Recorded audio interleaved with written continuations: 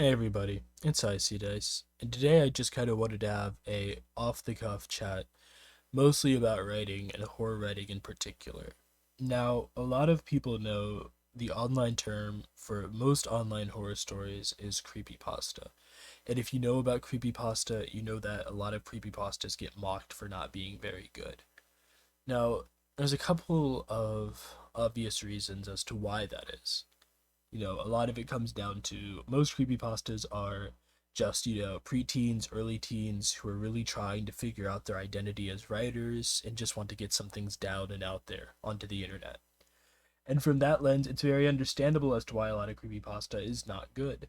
But, I think that sometimes we overfixate on that aspect of creepypasta and we don't fixate enough on the quality creepypasta out there. And really, even beyond the quality creepypastas, just the beauty in the concept of people really getting out there and writing down their ideas, writing down their stories for all to see. Because truly, that's a display of courage. It's a display of passion. You know, these are things that we should appreciate more, I think. But even beyond that, I think it's important that we take the time to treat people who put their stuff out there with the level of respect that, we would want our stuff to be treated with. That isn't to say that if you find a creepypasta or any story really that is bad, you can't enjoy or be entertained by how bad it is, right? You can make videos about these stories and you could point out their flaws and you could try to make some kind of humor out of that fact. But there's a few things that you have to be considerate of. You have to be considerate of the writer and you have to separate the writer from the written work. And you have to show respect to the writer. And you have to make it obvious that what you're attacking really is the writing itself as opposed to the writer. And maybe attacking is a strong word there, you know, but I think you guys understand what I mean. I think that's something that I wish more people would do, especially considering who the primary demographic of these poorly written creepypastas are. That being, of course, young children or people whose first language is not English. So I wish we'd be more considerate of that fact. We also have to remember that for those of us who do write stories, we used to write a lot of horseshit. And, some of us can pretend that we're above it all and we never really had a point in our lives where our written works were bad, but that's all it is. It's bullshit. It's pretending because we definitely have all been there. And I know that I was there. I know that when I was 11, 12, 13, I tried my hand at writing a lot of stories that were not particularly good.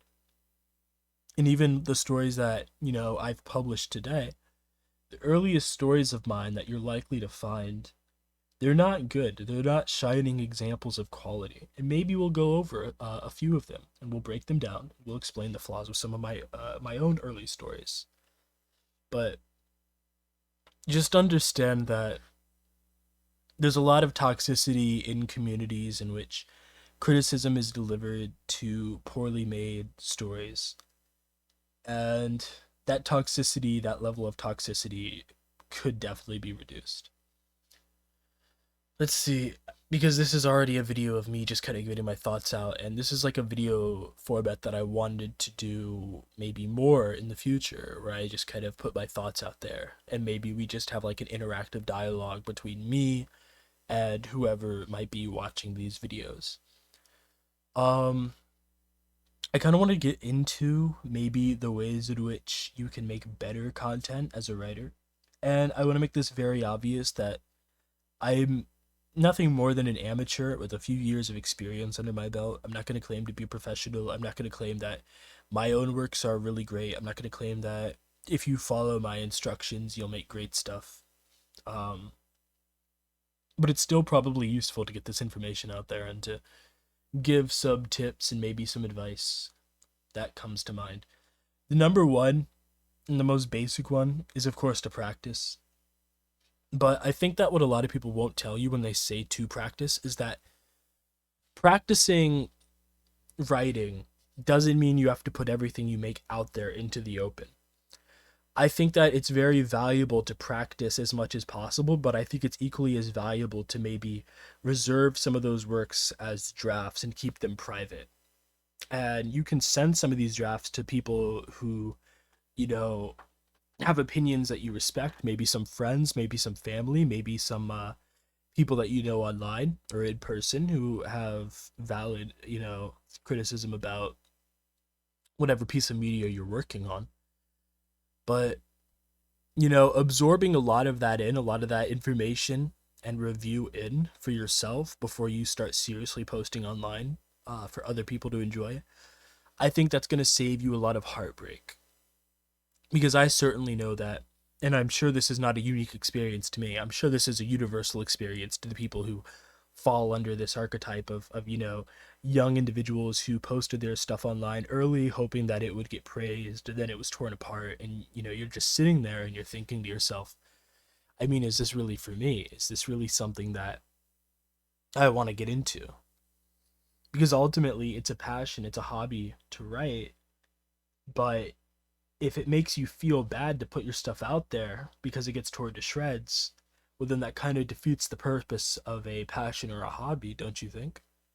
So spare yourself the grief and the heartbreak, and just get some stuff written down for your private collection. Let some people that you trust see it, give you feedback, so that when you enter that world that's maybe full of people who are prone to give more unsavory or less smooth, less compassionate advice, more grimy, more abrasive advice. When you enter that world, you're more prepared. I think that's equally good advice to just practicing, which is very generic and what you'll hear a lot. Let me think for a moment. When it comes to the actual storytelling, here's what you should do. Here's what works for me. I shouldn't say what you should do, but here's what works for me, and maybe you could try it. I like to brainstorm in my head the general concepts of a story and the general concepts of characters and their relationships and the general concept of whatever plot I want to go with. And I write that all down. I go into a free writing period where I just write it down. I write the story. I write as much of it as possible. And then I go back. I edit for grammar and spelling and syntax. I alter whatever plot details or characters I want to edit. I do all of that in hindsight. And the reason I do this and the reason it works for me is because I think that it's really hard to start and finish a story, you know, if you're in the moment scrutinizing every detail that you put down. So just forget about all of that, right? That's my mindset. And get it all out there and then scrutinize it in hindsight. That way, you're already further along in the process than you would have been if you had just scrutinized every detail from the beginning. And I think that once you're further along, you're more motivated to continue. And I think you'll be more productive that way. So that's something that's always kind of helped me out. Another thing, and this is more directly applicable to the writing itself, you really want to focus on the characters. A lot of effort and a lot of things go into a story. Of course, there's the environment, the setting, the world building. There's the plot, the narrative. There's the grammar, the editing. There's the pacing. All of these things matter. But at the same time, ironically enough, none of these things matter if the characters don't matter. Can you imagine sitting there and reading a story and, the author has put so much consideration into all the things I just mentioned, but the characters are so boring and unoriginal and uninspired? Can you imagine reading that story? You probably couldn't because you'd probably quit.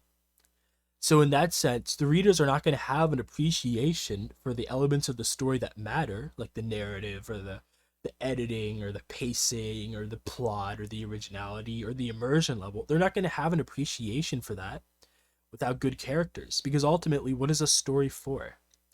It's to service the characters. There's a plot that moves the characters along in a certain direction, that develops the characters, that progresses the characters, that exposes us to the reality of the characters and the inner thoughts of the characters. The pacing is also in service to the characters. We have good pacing so that we keep ourselves invested in what? The characters or the story, which again is in service of the characters. You can really make an argument that every element of a story is in service of the characters. So you better make sure that those characters are interesting. And really, it's not as hard as you might think. I mean, it can sound intimidating and menacing at first, right? To have to write interesting, compelling characters. But I mean, you're surrounded by characters every day. Human beings. We have social interactions with people. We know how people think. We know how people talk. We know how people, feel. We are people. So don't overthink about how to write a compelling character, because you already know. You've been exposed to characters and interesting, people since the day you were born. So really just go with your gut on that. Don't If you focus too hard on like characters, right? Making interesting character dialogue or making interesting, character motivations. If you focus too much on it, if you worry too much about whether or not the characters you're making are good, they're going to come out more mechanical in my experience. They're going to feel less like people, okay? I think that going with your intuition, at least for me, it's worked wonders. And again, I want to make it very clear that I don't think that this is, information that is, universally applicable to everybody. This is just stuff that helps me out. And, if it helps me out, maybe there are similar minded individuals out there that this can help them. I mean, who knows? So I really just wanted to get that out there. I wanted to kind of speak my mind on that. Hopefully that's some information that really helps you. Um, and I think last thing I wanted to talk about in this video is something that I've had in my mind for a while, and I've expressed it to some other people, but it's criticism really. It's how to accept criticism. Now, I think that criticism is one of those ideas that's been taken a little bit too far. And what I mean by that is the simple idea of somebody not accepting criticism is kind of seen as a sin in many people's eyes. Like, how could you not accept criticism? Are you a narcissist? Are you such an egomaniac that you can't accept other people's criticism? And it really it ignores the fact that some criticism can be invalid. Some criticism can be genuinely unhelpful. So you really have to understand which criticism to accept. Now, some forms of criticism are fairly easy to identify as worthy of being discarded. Um, I know that I wrote a story once. It was a story called All Too Human, and it was a story that I wrote when I was 14. And the story is about an artificial intelligence who gains, human-like emotion through his sentience, and he starts getting really emotional about my bad. He gets really emotional about the way that the world works, the amount of violence in the world, and he starts hatching a scheme to take over humanity and unite them under one religion so that they all follow him and everybody's peaceful, and peace and serenity is preserved. And a lot of people, maybe somewhat facetiously, I always had a little bit of trouble with that word. Maybe some people take it that way, somewhat facetiously, and make criticisms that, oh, this is weird communist propaganda. Oh, this is weird atheist propaganda. Oh, this is weird fascist propaganda. But it feels like sometimes these critics genuinely try to argue that this story is some kind of like leftist propaganda piece, and it's really not. So, as the writer, I know that it's not some kind of weird propaganda piece. I know that I'm not trying to spread this idea that, human beings are inherently bad, blah, blah, blah. So, if I know that, then why should I care about people trying to force that idea into the minds of myself and others? The answer is I shouldn't care. So that's easy criticism to discard. I know that they're not really in good faith trying to make a criticism about that story, so whatever. That's cool. That's just fine. It's cool. Whatever. But what about criticism that's not as easy to identify as being worthy of discarding? Criticism that you can tell is made by somebody who's acting in good faith, who's being very genuine, who genuinely wants to help you improve and improve the quality of the story. Yet, the criticism they're offering is still inapplicable. It still doesn't feel as if it would be in service of your story. I think you should still have the right, using your own discretion, to discard that criticism. And of course, you do that politely. You tell them, hey, I appreciate your time and effort and your concern. I think that these insights of yours have been very helpful, but I've decided to move forward without them. And somebody acting, don't be afraid to do this, by the way, because somebody acting in genuine good faith would understand that and they'd be okay with it.